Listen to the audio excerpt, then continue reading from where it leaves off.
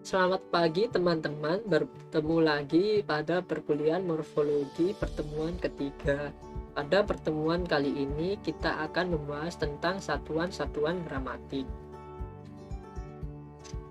Sebelum itu, perkenalkan, nama saya Muhammad Iqbal Wahyuwardana, berasal dari program studi Bahasa dan Sastra Indonesia Universitas Airlangga.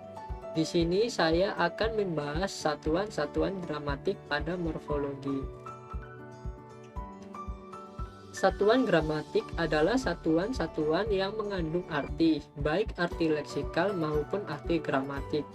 Urutan satuan gramatik sendiri terdiri dari 1. Wacana, kedua kalimat, ketiga klausa, keempat frase, kelima kata, dan keenam morfem. Satuan gramatik terdiri dari dua bentuk, yaitu yang pertama bentuk tunggal dan bentuk kompleks. Bentuk tunggal adalah satuan gramatik yang tidak terdiri atas satuan yang lebih kecil lagi, contohnya ber, sepeda, ke, keluar, dan lain-lain. Sedangkan bentuk kompleks adalah satuan yang terdiri dari satuan-satuan yang lebih kecil lagi. Contohnya bersepeda, terdiri dari dua satuan yaitu ber dan sepeda. Lalu ia membeli sepeda baru, terdiri dari 5 satuan. Yang pertama ia, yang kedua mem, yang ketiga beli, yang keempat sepeda, yang kelima baru, dan lain-lain. Lalu satuan gramatik terdiri dari dua bentuk juga, satuan gramatik bebas dan satuan gramatik terikat. Satuan gramatik bebas adalah satuan gramatik yang dapat berdiri sendiri dalam tuturan yang biasa, contohnya gunung, tanah, pakaian, dan lain-lain.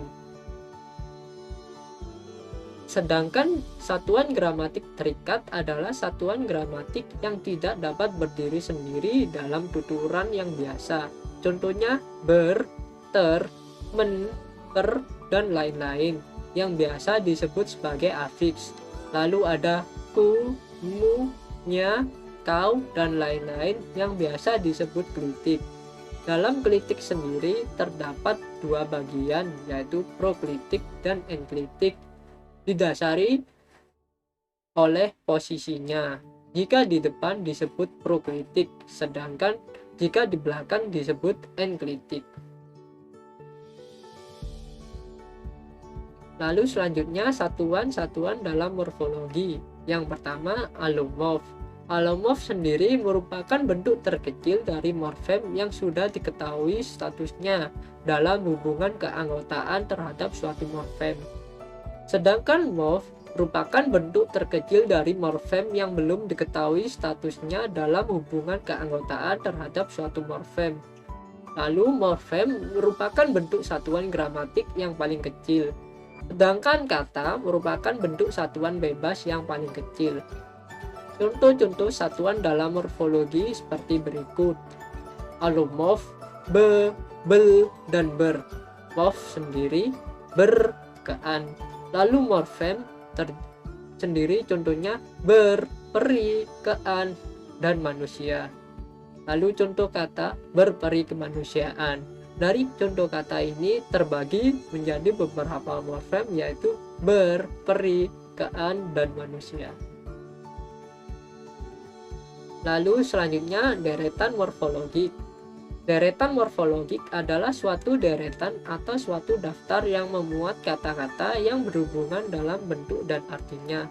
Contohnya, kata kejauhan dari bentuk ke plus jauh plus an. Lalu kata menjauhkan dari bentuk men plus jauh plus kan. Lalu kata dijauhkan dari bentuk di plus jauh plus kan. Lalu kata terjauh dari bentuk ter plus jauh. Dari kata-kata tersebut, kata dasarnya adalah jauh. Jadi, kata kejauhan dari morfem kean plus jauh. Lalu selanjutnya hierarki bahasa. Hierarki bahasa adalah suatu cara untuk menentukan bahwa suatu satuan dapat dibagi menjadi satuan yang lebih kecil. Dalam hierarki bahasa terdapat dua taraf. Taraf pertama yaitu dicari kemungkinan adanya satuan yang satu tingkat lebih kecil daripada satuan yang diselidiki. Contohnya, kata berperi kemanusiaan. Satuan yang lebih kecil dari berperi kemanusiaan yaitu peri kemanusiaan.